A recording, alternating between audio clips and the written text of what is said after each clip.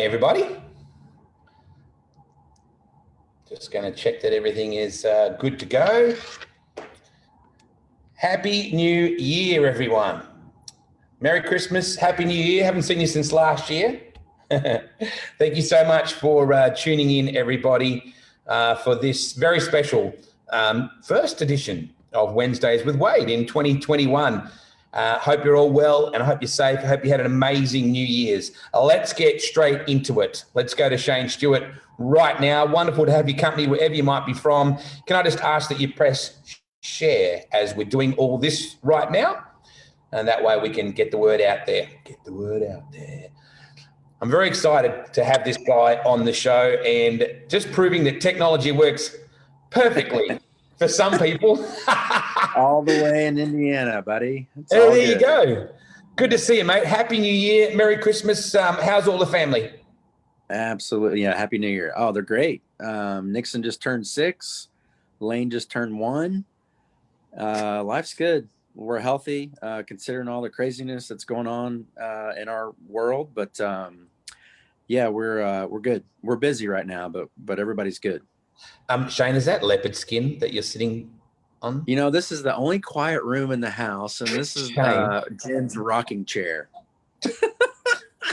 Really? I got some people over, brother. Yeah. Leopard quiet room. I'm not even going to go there. You're having your goodbye party, effectively. So you got a house full of happy people. Not when I mean happy. I don't mean because you're going. I mean happy. Yeah. No, we've been really fortunate to meet some really good people. I was thinking the other day, I've been in Indy now for 15 years.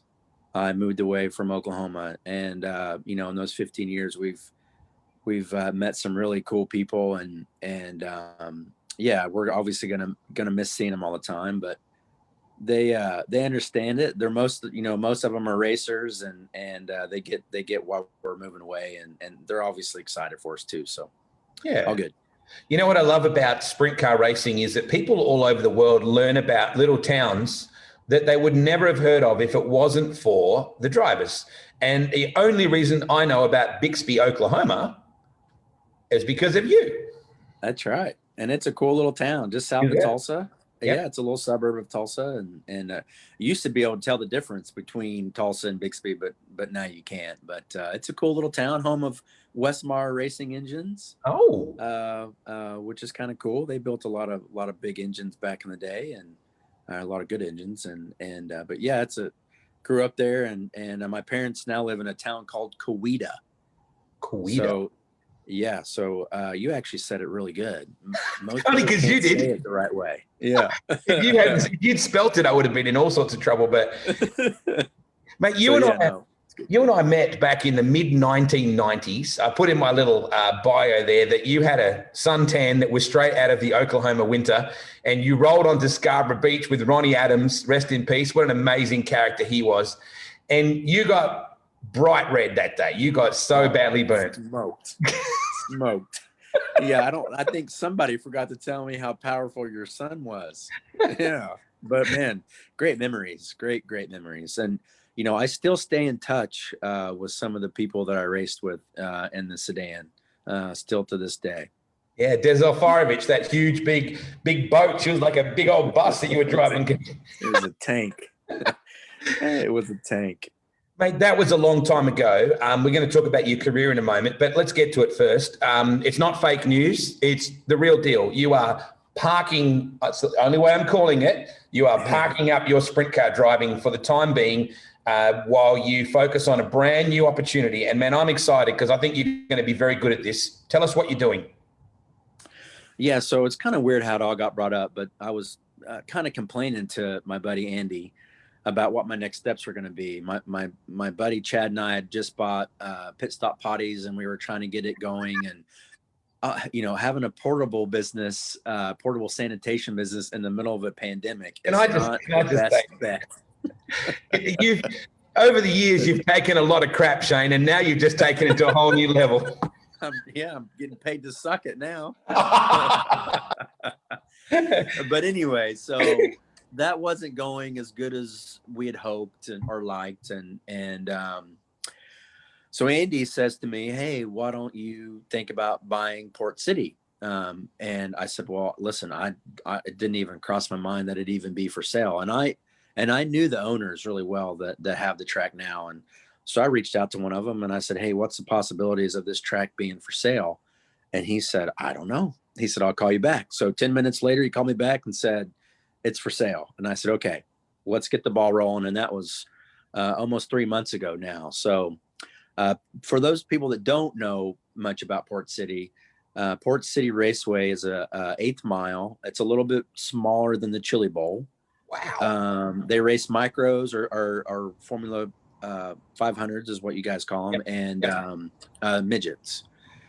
So we've got 43 races scheduled next year. We're going to be pretty busy, but they got a strong following with the micro scene. You got 150 cars on a weekly basis, and it's just a cool little joint. It's got a lot of history behind it. There's been a lot of really good race car drivers that's cut their teeth there and excelled in USAC. Christopher Bell, obviously everybody knows Christopher Bell's story, and Andy Hillenberg and Donnie Crawford, and there's just, you name it, Brady Bacon. There's just been a lot of really good drivers that's come out of Port City and had successful careers. So when it got presented to me, I thought, you know what, there was several things that went through my mind. One, I thought this is a great way for me to be able to give back to the sport that's given me and my family so much. And there's a lot of young kids that race at this track. So I thought, you know what, my mind just was racing. I'm like, I can have a driving school there, and I can do this and I can do that. And then the other thing was, I was born and raised in Oklahoma, and I was excited to get back there and see my family that I don't get to see very much. And then obviously my mom and dad to be able to see Lane and Nixon, and they're talking about retiring from Car and Fleet, which they've had for over 40 years. And I thought, it's a great way for them to come and hang out at the track. And it just all fit. And now that it's getting closer and closer, everything is starting to fall into place. And I'm the type of guy that I think everything happens for a reason, and that's how I look at things. And the way things are rolling along, we sold our house at the right time. We found a house last week when we went back to Oklahoma for the shootout. And I feel like those are little signs that all this was meant to be. Two things. All of that romance, all those lovely reasons. What you've done is you've bought Lane a practice track. Let's not BS any further. I know exactly why you did it. I'm watching Owen Larson too. And secondly, did you ever see Obama when he very first went in to start the presidential deal, how black his hair was? And did you ever see at the end of it how gray it was? Yeah, how gray it was. That's going to be me. In a year's time. You're not joking. I know. I want to look at how much older you look after a year of this promoting thing. But the cool part is, Shane, your whole career, you've traveled the world racing, and you've seen the best and you've seen the worst of racetracks all over the world. So you're going to be able to take a lot of things that you would like to see and a lot of things you wouldn't into this. Absolutely. Yeah. I mean, I really feel like what I've learned along the way, and I mean, like I haven't really paid attention too much to the promoting side of things, but I've raced, now that Brad Sweet's getting involved with Placerville, and I try to pay attention to things that he talked about. And then obviously the World of Outlaws are starting to be more and more involved in each one of their shows.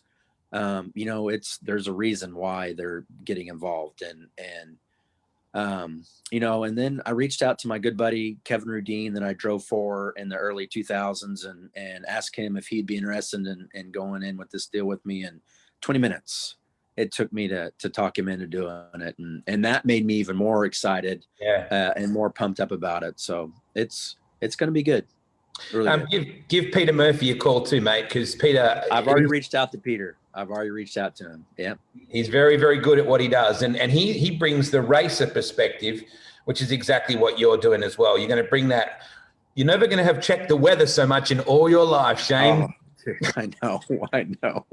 It's scary a little bit, because with COVID and there's a couple of things that are unknown about how things are going to be when March rolls around, when our first race happens. But you know, I'm excited about it. Jen, you know, obviously I talked to my wife Jen about it before I even committed to Yeah. anything, and she was excited. And I want it to be a family ordeal. And obviously Nixon and Lane are going to grow up around the racetrack now, and I'm sure they're going to probably get into a race car, and it's probably going to cost me or Grandpa some money, but which is fine.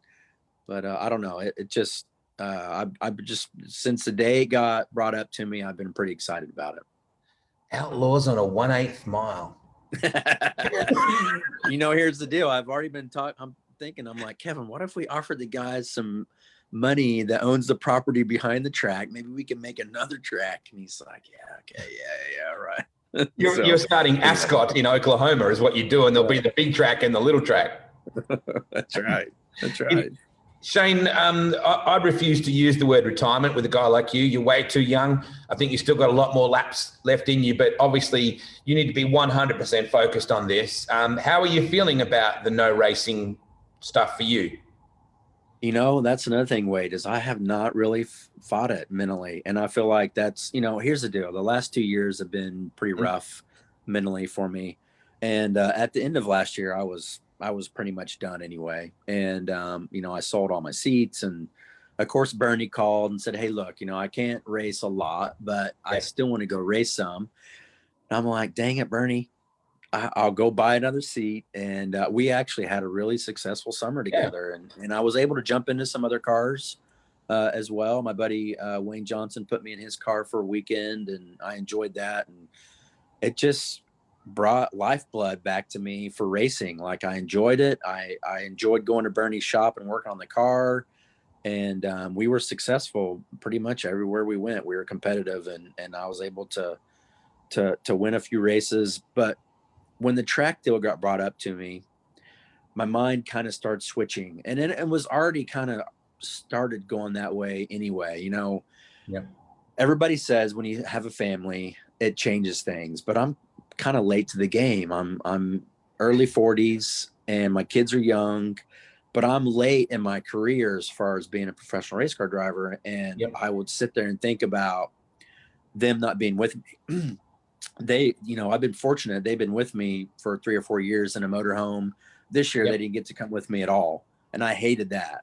So I was finding myself thinking more about them than I was concentrating on racing. So, you know, the track deal gets brought up, and, you know, I start thinking more and more about that. And I feel like it's a good fit for us. And then I get the chance to go race the 41. First night out, I win in Jason Johnson's race car. And so to me, that was just total clarification that it was time to hang up my helmet and do the track. It really was. You're seeing what you're seeing on the screen. You sitting there, and you now have.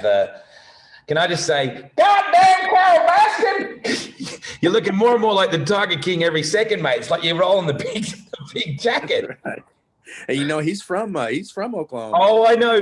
I've been trying to work out whether that's a good or a bad thing for Oklahoma. You know, just like out of all the states he could have been from.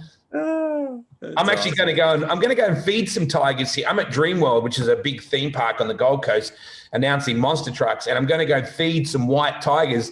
And when they said, "Do you want to feed the white tigers?" I'm thinking, am I feeding them or am I feeding them? They'd spit you out, Wade. Don't you? Oh yeah, They'd I'm like a big fried chicken drumstick to those tigers. I'm pretty sure. Mate, looking back on the career so far, I refuse to close the books. Even if you're going to say that you're done, I'm just not going to accept that right now. I'm in denial. The 360 stuff was really where you began a very prominent career, and the ASCS stuff was very, very good with you, wasn't it? Well, yeah. I mean, Paul and I met Paul when I raced. Actually, I met Paul at Danny Lazowski's shop. We went there for a golf tournament, and he was helping Danny at the time. And his car was sitting in Danny's shop. And it was one of his last days that he was working for Danny. And I'm sitting there staring at this car, and I'm like, man, because I didn't really know who Paul was. I mean, I knew who he was, but I didn't know him. And I'm like, man, this car is unbelievable. It was one of the nicest cars that I'd ever seen put together. And I'm like, man, I got three, four full-time guys that race professionally, and my car doesn't look like this. So yeah. And so anyway, we chit-chatted a little bit in the shop, and unbeknownst to me, a year, maybe 2 years later, he was working for Mike Doyle with the Doyle's Harley Davidson car. I get a call to go race for him, and it just snowballed from there. And we obviously had, some success together, and we did really well with the 360. And every time we put a 410 in his car, we were really competitive too, and almost won a Knoxville Nationals with him. And Yeah. It was just a good 4 or 5 years that we raced really strong together, and we were like brothers. We wanted to kill each other at times, but definitely a part of my career that I look back on that was a huge transition period for me, because I'd went from racing, somewhat full time with the World of Outlaws to not racing full time, Yeah. to part time, to back to full time. Yeah. And that ride propelled me into some other rides, and obviously got into the LMR and had some successful seasons on the World of Outlaw tour then. So owe a lot of my work ethic and things I learned from Paul. Paul's, he was really young when we raced together, and his knowledge and everything was just unbelievable. It's funny when you think back, sometimes a term escapes your mind for 10 years, and suddenly you hear the word Gum Out Series and you go, oh, wow, like that was a really big deal. You were very, very successful with that. Yeah. So funny story, but so I ran the first year that the Gum Out Series started, and it was tough. Like, we had Paul McMahon, Jason Myers, Craig Delansky, Ronald Laney, I think, ran the full deal. Like, there was a lot of really good, strong teams. Jeff Shepard.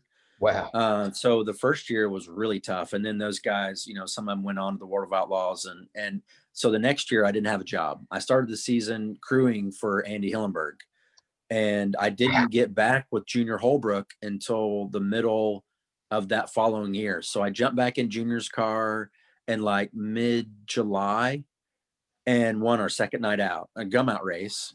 And it just totally propelled my career. But after working with Andy and his mechanic Diesel, I knew then, like, I don't want to do that. Like, that's way too hard, and you don't get enough credit, and you get a pat on the back. And I figured at that point, like, if I'm going to make it as a race car driver, I need to buckle in and try to make this work. And it all did. So really, I love the way race car drivers, particularly married ones, they can't necessarily remember what their wife just told them about what they need to do at the grocery store, but you can remember that you won the second Gum Out race of its season. That was how many years ago, and you remember it like it was yesterday. Oh yeah. I still remember my first win at Tulsa Speedway in 1992, I think, is when that was. I still remember it like it's yesterday. Wow. Yeah. And I've banged my head a few times, Wade. Yeah, well, and you also have said to me a few times, this ain't my first rodeo, right? So it's okay. I remember hearing that from someone from Oklahoma, thinking that actually fits pretty good. I got to say hello to Jerry Thomas from Monroe in Iowa, because last time I didn't say hi to Jerry. Also, Doug Clark and Justin Clark are both watching. Man, what an honor for you to take some checkered flags with those guys, particularly with Doug. Sorry, Justin, but Doug will always be flag one. No, absolutely. I've got a lot of great memories at Knoxville. And, Knoxville was always really special to me. I always rolled into that week and set some goals, and they were all money goals, but it was weeks. Those 10 days made us finish the year. Like, I felt like if I was able to go and hit the track, make money, whoever I was driving for, it actually helped us finish the rest of the season from what money we would make during the Knoxville Nationals and 360 Nationals. Wow.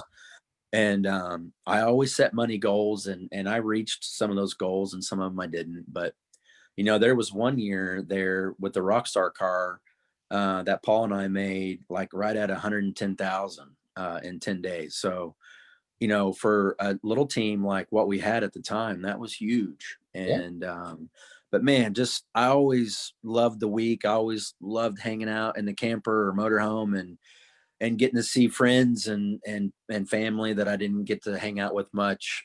it was one race that you can actually go back to the motorhome, relax for a minute, think about how the night worked or how it went, and then obviously get back up the next day and do it again. But love the fans, love the atmosphere of Knoxville, and always enjoyed my time racing there. If you're just tuning in, folks, we're just talking here with the Tiger Prince, Shane Stewart. He's wearing his, I can't believe you're not digging my chair, brother. Well, this is one heck of a rocking chair. Goddamn Carol, mate, how do you enjoy? What an amazing. Well, it's not amazing as real life in America at the moment, so it's all just happening, mate. How do you enjoy the pure joy of racing a sprint car when at the same time it's so critical your results that you have to pay the mortgage? Is it hard to find the balance to go, I need to pay the bills, there's a lot of pressure here, but I still got to enjoy what I'm doing because I'm not going to be doing this forever? Is that a balance? Yeah, it is. Absolutely. Yeah. I mean, obviously when you start racing professionally, it becomes a job. And there was nights that it was a job to me, but yeah. In the grand scheme of things, I still enjoyed racing a sprint car. And that's what would get me up in the morning. And that's what would get me out of bed when I had a bad night and got out early to go help the guys. If I crashed, go out and help them fix it. Or, you wake up and if you had a bad night setup wise, you constantly thought about that laying in bed, how can we get faster? How can we get better? So I lived and eat it and breathed it. And like, that was what I was put on this earth to do, was I felt like was to race and be a race car driver. So yeah, I mean, there was times in my career that I questioned what the heck am I doing? It just, I always landed on my feet somewhere, and I feel like a lot of that was, due to my heart, my work ethic that I was trained to do from my parents. And my upbringing was all about hard work. My parents got up and went to work every day, and my truck and trailer didn't leave the house if it wasn't washed. And that was just a rule. So I felt like that really helped me throughout my whole career. And even to the end, working with Bernie, I got to race Bernie's car because I would go down there and work on it. If I didn't go work on it, Bernie couldn't race because he had to run his speed shop. Yep. So, I appreciate that side of what was instilled in me at a young age from my parents. But it is a balance, and the good guys are able to train themselves to, it's a job, but you're obviously there to win. You're obviously there to make money, to feed your family. But at the end of the day, you still have to enjoy it. Two of my favorite colors when you put them together are black and green, mate. Like Bernie and Betsy. Oh my gosh. Hey, Lane. Hey, buddy. You're as tall as you're already. You're in my rocking chair. That's what he's saying. He's as tall as his old man already. Easy. Bernie and Betsy, they're just phenomenal, mate. I always, I love the weekend with Bernie's reference. I think I made with you with one of my tweets. Mate, whenever I get to Knoxville, I drive down that main road and I see those big light towers, and then I see the grandstand, and then I see that flag, and it's chills, isn't it? Even talking about it now. Is it the same for you every time? Absolutely. And it was every time I raced there, whether it was an outlaw race or a local race. It just has such characteristic about it. Obviously, not too many racetracks are the towns built around the track like Knoxville is, and it's a lot of history there. And when I started racing there, I've watched it grow. I've watched the Hall of Fame grow. I've watched the tower being built. The back grandstands have gotten bigger. The suites are a lot nicer on the top of the grandstands. Like I've seen a lot of transition take place at that track, and it shows my age a little bit, but it still gives me goosebumps when I pull into that place to go race. And it's just a track that I always wanted to do well at, and I had some success there, and I'm proud of that. So Kevin Radine obviously has a gorgeous midget as well that he's given Corey Eliason an opportunity with as well. It would be remiss of you not to have a skid in that if the opportunity came up at your own track. Surely he's going to have a house car there. Well, so when I started talking about doing a school, Kevin's like, "Oh, you mean we might have some micros there that adults can get in?" And I'm like, "Well, absolutely. That's going to be part of it." So, yeah, I'm sure that I'm not going to have my suit and helmet too far away if Kevin wants to bring his midget down and have a couple of practice laps. R&D, I mean, it's important for research and development. It's not because you want to do it; it's because you're committed to your partner. Gotta make the team better. I did mention Lane instead of Nixon when I talked about his practice track. What are the chances that Nixon will want to do this too? Well, I'm afraid that they're both going to want to do it. That's the problem, and then it's going to get really expensive. But here's the deal: like we've said from the get-go, "Oh, I don't want my kids to race," just because of the hard times that you go through as a parent, and you always want to see your kid, have a better life than you, I guess you could say. But now that I'm not on the road racing full time at a track that I might have a little bit of pull to get my kids into micro, it might be a little easier to get them involved. But we'll see. If they want to race, I want to try to make it happen. Yeah, it's going to happen. You know that already. I got to show you something cool. I know you're not doing the Chili Bowl, but how good is this? I saw that, man. I'm super proud of you guys. That's awesome. Yeah, so I'm looking forward to that. I keep track of you. I said I keep track of you. Oh, do you? Oh, Jesus. Sorry. Oops, that makes me worried. Your kids are only, what you said, 6 and 1, mate. Yeah. Wow. Yeah. Crazy. That's just madness. It goes by really fast, mate. I was trying to find a photo of Liam and Connor in their carts, and it just happened so fast. I saw your, I think it was your Christmas tweet that you put out. Yeah. Great looking family. Yeah, that's awesome. Madness. He's 21 now, Shane. So get ready. I mean, God forbid when Nixon's like a teenager, because you're going to be there with that shotgun from Oklahoma going, "You want to take my little girl where?" I was looking at her yesterday across the table, and she says, "You need to stop staring at me." And she's 6. So, yeah, I'm in trouble. Holy cow. You need to stop staring at me? Attitude. Well, that's gonna serve her well, though, right? That means she can just off with your good self. No, you don't qualify. You're on. I hope. I keep thinking that I'm doing something right, but there's nights, and I'm sure you've had the same experience with some of your kids bringing them up. You're like, man, what the heck? But it's all good. Mate, you're going to make an amazing promoter. I have no doubt about that, because you have a good understanding of what a racer needs, occasionally what a crew chief needs. You're a parent, so you know what families and mums and dads need out of their kids sitting in the bleachers. You understand where racing is going, and you understand people. I feel when I heard the news, I thought, that's going to be a good thing, mate. I think you've done the right thing, and it's exciting for you. I'm very proud of you. I appreciate it, man. Means a lot coming from you. Obviously, we've been connected for a long time through racing, and I've always said, one of the best things about racing sprint cars is that it took me around the world. I got to meet some great people, and some of my dearest friends are from Australia, and I consider you one of them. And thanks for having me on your show. And I hope I make people proud at Port City. I know I'm going to work hard at it, and I'm getting the track in pretty good condition. Has a really good following, and I'm hoping that we can grow that a little bit, and maybe I can have a little bit of hand on some of the young racers coming up in the sport, and maybe they can be the next Christopher Bell or Kyle Larson, or the next Shane Stewart. That'd be a good thing. Or the next Shane Stewart. Absolutely.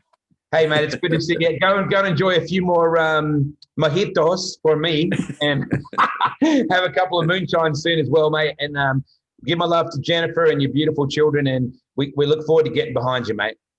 Awesome. I appreciate it, buddy. Thank you. Yeah. See you, Tiger King. God damn, Dang it, Carol. See you, buddy. Happy New Year, everybody. Be safe, please.